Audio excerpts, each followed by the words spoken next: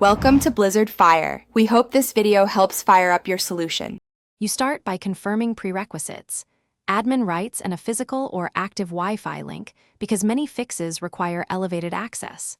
Run ipconfig or ifconfig and record the current IP and DNS entries so you can revert if needed. Disable VPN and third-party firewall temporarily. This avoids routing conflicts.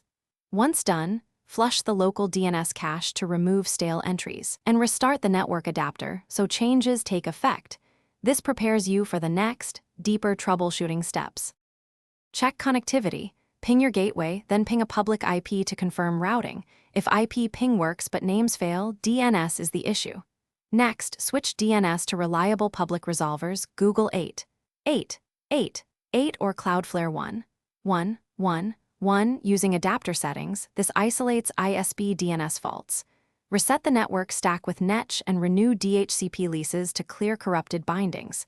Make sure to restart your browser and, if needed, the computer. These steps force the system to request fresh DNS records. Now finalize. Re-enable security apps and verify name resolution using ENSLOOKUP or DIG against the DNS you set.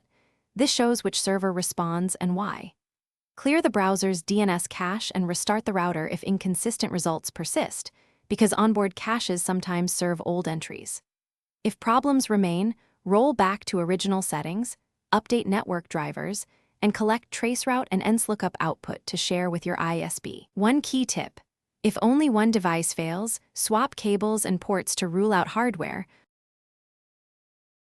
Thanks for watching. If you found this helpful, don't forget to like and subscribe.